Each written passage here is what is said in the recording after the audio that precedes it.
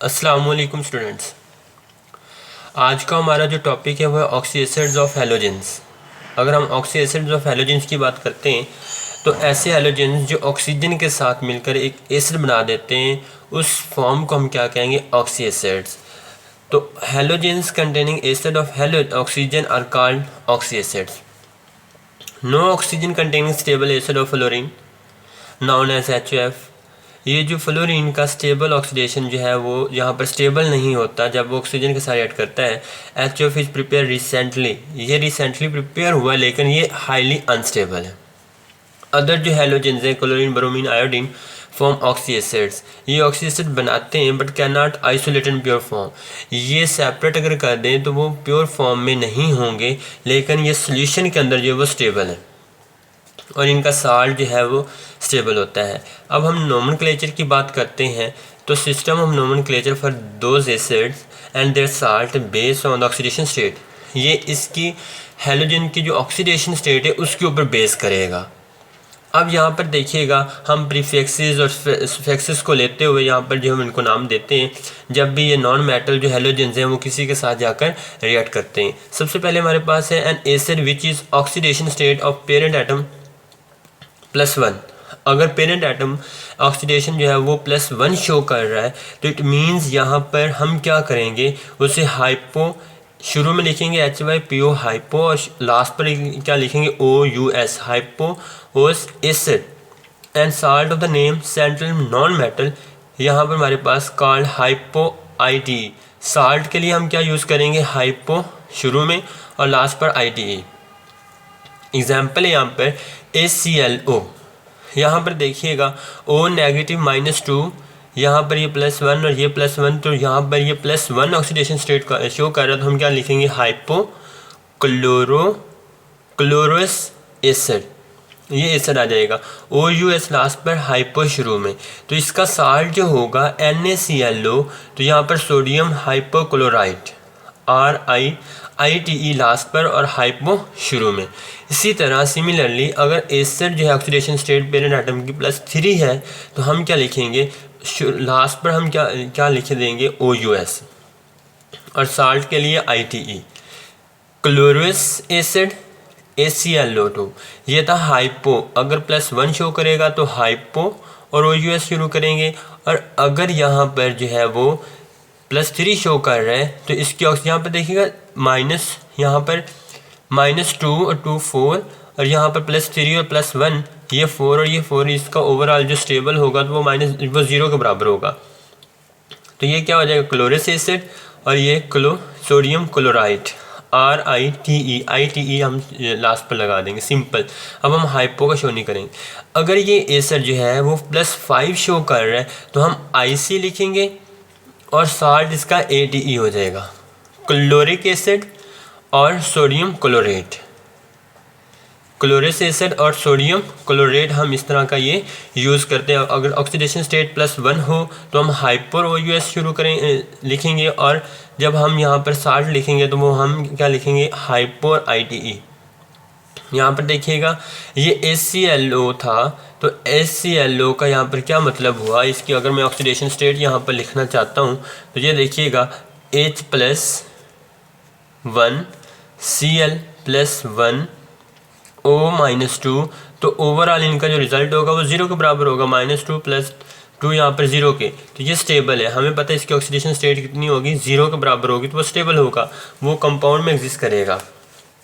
जो यहाँ पर +1 शो करेगा वो हाइपो और OUS शुरू में लिखेंगे और ITE साल्ट के लिए, और अगर +3 शो करता है तो OUS और ITE सिंपल, और अगर यहाँ पर +5 शो करेगा तो आप यहाँ पर क्या कर दोगे? ATE फॉर साल्ट और IC प्लस यहाँ पर क्या हो जाएगा? फॉर आपके लिए जो है वो एसिड हम यूज़ करेंगे यहाँ पर जो है। नेक्स्ट आप अब इसके बाद स्टूडेंट यहाँ पर देखिएगा इसका 4 पॉइंट हमारे पास आ जाता है, N acid which oxidation state of parent atom +7, तो हम क्या यूज़ करेंगे? +7 शो कर रहा है तो पर शुरू में और IC लास्ट पर, एंड साल्ट ऑफ यहाँ पर क्या आ जाएगा? साल्ट पर और ATE। तो ये हमारे पास AClO4 आ जाएगा पर क्लोरिक एसिड, और यहाँ पर सोडियम जो है सोडियम पर क्लोरेट, और इसी तरह root of the name of the acid और salt indicates the parent name. Parent name के लिहाज से हम उसका जो है वो साल्ट का नाम और ये जो है वो रख लेंगे अगर हमारे पास जो है ये सब कुछ आता है तो। अब इसके बाद अगर यहाँ पर नीचे एक टेबल भी दिया हुआ है, टेबल को ज़रा गौर से देखिएगा। यहाँ पर एसिड्स हैं, अगर +1 हैलोजन शो कर रहा है AClO4, AClO, HBRO, ये इसमें एग्जिस्ट नहीं करता है, AClO2, AClO3, AClO4, HBRO2, ये सारे जो हैं वो इसमें एग्जिस्ट नहीं कर रहे। यहाँ पर देखिएगा इसके नाम दिए हुए हैं, हाइपोहेलुस एसिड, हाइपोहेलुस का मतलब है हाइपोक्लोरस एसिड, हाइपोब्रोमो एसिड और हाइपोआइडोस एसिड। इसी तरह यहाँ पर आ जाएगा हेलुस एसिड का मतलब है क्लोरस एसिड और इसी तरह हाइपो यहाँ पर हमारे पास क्या चीज़ आ जाएगी क्लोरेट, ब्रोमेट, इसी तरह ये सेम जो है वो चलता जाएगा। तो ये उन्होंने टेबल दिया हुआ है इसको याद करने का। इसके बाद इसकी प्रॉपर्टीज़ को अगर हम डिस्कस कर लेते हैं तो प्रॉपर्टीज़ ऑफ ऑक्सी एसिड्स, पहले इसकी पोलैरिटी की हम बात करते हैं। And oxidation oxy acids of halogen serves as a central atom to which one or more oxy acids atoms। हम यहाँ पर देख increased oxidation state of halogens from 1+1 to +3 is accompanied by increase in thermal stability of the acid। जैसे जैसे oxidation state जो है वो increase करती जाएगी तो यहाँ पर क्या होता जाएगा, इसकी थर्मल स्टेबिलिटी जो है वो इंक्रीज करती जाएगी। Decrease oxidation power of the acid, इसकी ऑक्सीडेशन पावर डिक्रीज होती जाएगी। और increase the acidic strength of acid, और इसकी एसिडिक स्ट्रेंथ जो है वो इंक्रीज करती जाएगी। इट मीन्स ये स्ट्रॉन्ग एसिड होगा, ये उससे वीक, ये सबसे वीक होगा। ये स्ट्रॉन्ग AClO4, यहाँ पर ये पर क्लोरिक एसिड जो है ये स्ट्रॉन्ग एसिड है और AClO4 जो है AClO ये वीक एसिड है। क्यों? क्योंकि जैसे जैसे इसकी ऑक्सीडेशन स्टेट जो है वो इंक्रीज करती जा रही है। तो यहाँ पर शॉर्ट क्वेश्चन भी आ जाता होता है कि why AClO4 is strong acid, AClO is the weak acid. तो इसका आंसर यही होगा, increase the thermal stability of acid.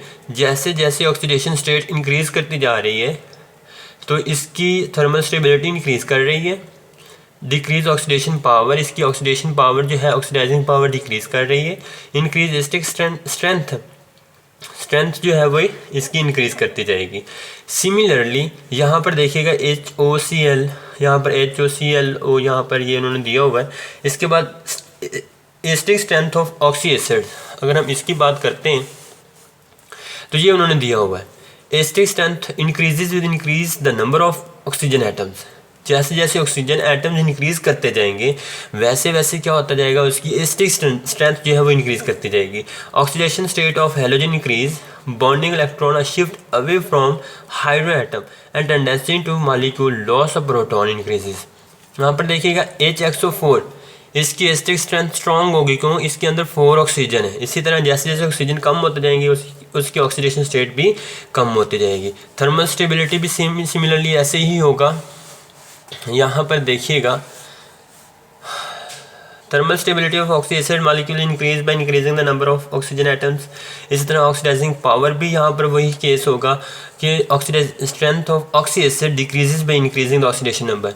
यहाँ पर देखिएगा ऑक्सीडाइजिंग पावर उसके उल्ट होगा, एसिडिक स्ट्रेंथ के ऑक्सीडेशन पावर जो है वो उसके उल्ट होगा। अगर हम ऑक्सी एसिड की बात करते हैं, स्ट्रॉन्ग एसिड की बात करते हैं, ये स्ट्रॉन्ग एसिड है।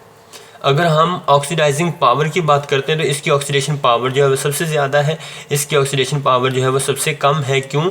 क्योंकि इसके साथ 4 ऑक्सीजन है, इसके साथ 1 ऑक्सीजन है।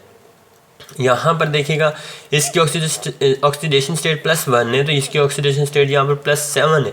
तो इट मीन्स जैसे जैसे ऑक्सीडेशन स्टेट इंक्रीज करती जाएगी तो ऑक्सीडेशन पावर जो है, ऑक्सीडाइजिंग पावर जो है वो डिक्रीज होती जाएगी। Relative strength of oxy acid और डिफरेंट हैलोजेंस वो यहाँ पर हमारे पास आ जाता है, HOCl, HOBr, HOL। इसी तरह नेक्स्ट हम पर क्लोरिक एसिड AClO4 को हम प्रिपेयर कैसे करते हैं वो यहाँ पर देखिएगा। इसकी प्रिपरेशन हमारे पास है कि पर क्लोरिक एसिड जो है वो हम क्या KClO4 लेंगे, इसको कंसनट्रेटेड सल्फ्यूरिक एसिड के साथ इसका रिएक्शन करवा देंगे। यहाँ पर रिड्यूस प्रेशर करेंगे, KHSO4 और AClO4 जो है यहाँ पर जो है वो प्रिपेयर हो जाएगा। तो इसके बाद हम नेक्स्ट इसकी जो है वो प्रॉपर्टीज़ को डिस्कस करते हैं। तो प्रॉपर्टी में हमारे पास यहाँ पर क्या चीज़ आ जाती है, पर chloric acid is a colourless hygroscopic liquid At normal pressure it freezes at -112 Celsius and boils with decompose। यहाँ पर हमारे पास आ जाएगा H2O HClO4 HCO HClO4। यहाँ पर perchloric is the strongest of all acids तमाम एसिड। क्यों? क्योंकि ये अपना एक प्रोटॉन जो है वो इजीली डोनेट कर देता है, तो ये स्ट्रॉन्ग एसिड है। Pure perchloric acid decompose with explosion when heated, that's why it's stored and used in 67% solution in water। Perchloric acid react with organic substance violently, ये ऑर्गेनिक सब्सटेंस के अंदर जो है वो वायलेंटली जो है वो रिएक्ट करता है।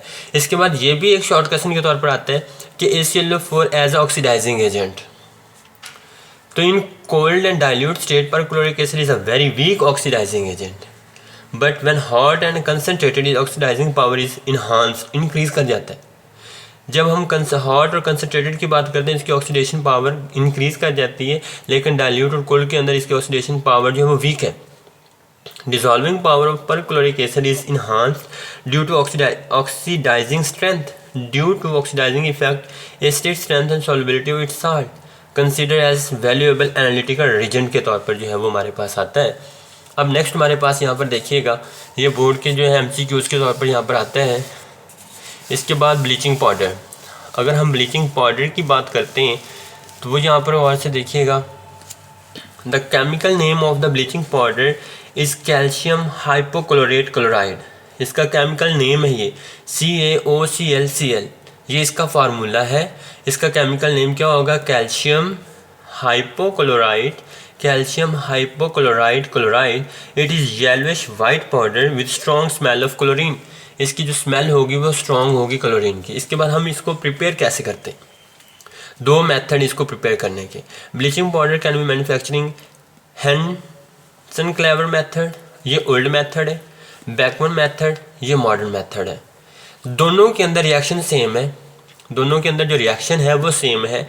कैल्शियम हाइड्रोक्साइड आप लोगे slack lime COH2 plus Cl2 COClCl plus H2O, bleaching powder ये प्रिपेयर हो जाएगा। दोनों के अंदर रिएक्शन सेम है, लेकिन थोड़ा सा जिन्होंने यहाँ पर जो ऑपरेटर्स यूज़ किया था वो डिफरेंट है।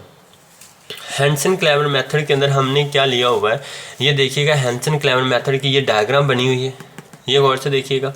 Operators use in this method consist of 4 to 8 iron cylinder placed in above and the other horizontal. ये हॉरिजॉन्टल है, यहाँ पर है, फिर यहाँ पर है, फिर ये और ये। अब यहाँ पर देखिएगा, यहाँ से हमने जो स्लैक लाइम डाला हुआ है, यहाँ पर हमने गैस वेस्ट गैस यहाँ से जो है वो निकल रही है। अब यहाँ से होता हुआ यहाँ पर जाएगा, फिर यहाँ से होता हुआ यहाँ पर, यहाँ से होता हुआ यहाँ पर। तो इसके अंदर जो हमारे पास स्लैक लाइम है उसकी मिकदार हम ज़्यादा डालेंगे तो ये हमारे लिए परफेक्टेबल नहीं होगा। इसके अंदर हम ज़्यादा स्लैक लाइम डालेंगे। There are interconnected and provided with stirrer. Slaked lime is added in through a hopper in the upper cylinder. हमने क्या काम किया? अपर सिलेंडर के थ्रू इसके अंदर जो है हुपर के थ्रू इसके अंदर हमने स्लैक लाइम डाल दिया हुआ है। और chlorine introduce in the lowest cylinder rises up and react with slack lime into form bleaching powder which is collect through outlet in the lowest cylinder. ये तुम्हारे पास था इसका प्रोसीजर कि यहाँ पर हम स्लैक लाइम डालेंगे, ये यहाँ से होता हुआ यहाँ से, और यहाँ पर हम इसको जो है वो यहाँ से जो है वो हासिल कर लेंगे। नेक्स्ट हमारे पास आ जाता है बैकमैन। ये ज़्यादा इतना रिलायबल नहीं था, क्यों? क्योंकि हमने यहाँ से शुरू किया। ये देखिएगा यहाँ से होता हुआ फिर इधर यहाँ पर इसकी कुछ ना कुछ मिकदार जो है वो कंज्यूम हो जाएगी, फिर यहाँ पर आते हुए यहाँ पर पहुँचते पहुँचते ये बहुत ही कम बनेगा। अब हमने बैकमैन मेथड लिया हुआ है, इसके अंदर हमने ये जो स्लेट लगाई हैं ये देखिएगा, ये हमने लगाया हुआ हॉरिजॉन्टल। बैकमैन मेथड के अंदर हमने क्या किया हुआ है? In this method cast iron tower with 8 horizontal slabs. हमने 8 हॉरिजॉन्टल स्लैब्स लगाए, इन्होंने 4 to 8 आयरन सिलेंडर जो है उन्होंने लिए हुए हैं। इसके बाद itself there is rotating shake, वो रोटेट कर रहे हैं, वो शेक क्या कर रही हैं? रोटेट कर रही हैं। रोटेट करने के बाद हमारे पास जो है, अब यहाँ पर देखिएगा स्टूडेंट्स, यहाँ पर स्लैक लाइम हम डालेंगे, ये हुपर है यहाँ पर, ये लिखा हुआ है यहाँ पर लगा हुआ है, ये स्लैक लाइम डालेंगे, ये साथ साथ रोटेट करता जाएगा। जैसे जैसे ये रोटेट करता जाएगा तो ये इसके ऊपर आएगा, फिर यहाँ पर, फिर यहाँ पर, यहाँ पर, और यहाँ पर हमने क्लोरीन डाले, यहाँ पर हॉट गैस से यहाँ पर हमने क्लोरीन डाले हुई है। यहाँ से वहाँ पर हमने दोनों ऊपर ही डाल दिए थे, यहाँ पर हमने डाले, ये नीचे आता हुआ यहाँ पर ये क्लोरीन गैस के साथ रिएक्ट करेगा तो यहाँ पर हमारे पास बहुत ज़्यादा मैक्सिमम प्रोडक्ट जो है वो ब्लीचिंग पाउडर की जो है वो बन जाएगी। तो ये हमारे लिए रिलायबल होगा। इसके अंदर हमने 8 शेल्स जो हैं वो 1 2 3 4 ये हमने 8 शेल्स जो यहाँ पर जो है वो ली हुई हैं। रिएक्शन बिटवीन स्लैक लाइम और क्लोरीन प्रोड्यूस ब्लीचिंग पाउडर। और इसके बाद the operators work on the counter current principle, the substance opposite direction and intermix. तो यहाँ पर आपस में ये मिक्स होकर यहाँ पर हमारे पास जो ब्लीचिंग पाउडर जो है वो प्रिपेयर हो जाएगा। अब नेक्स्ट हमारे पास यहाँ पर आ जाता है केमिकल प्रॉपर्टीज़। अगर हम केमिकल प्रॉपर्टीज़ की बात करते हैं तो यहाँ पर देखिएगा, पहले है एज ऑक्सीडाइजिंग एजेंट। ये ऑक्सीडाइजिंग एजेंट के तौर पर वर्क करता है। CaOCl2 H2O CaCl और ये ClO, ये ऐसा किसके ऑक्सीडाइजिंग एजेंट के तौर पर वर्क करेगा। रिएक्शन विद डाइल्यूट एसिड, ये डाइल्यूट एसिड के साथ भी रिएक्ट कर लेगा। H2SO4 के साथ ये रिएक्शन कर लेता है।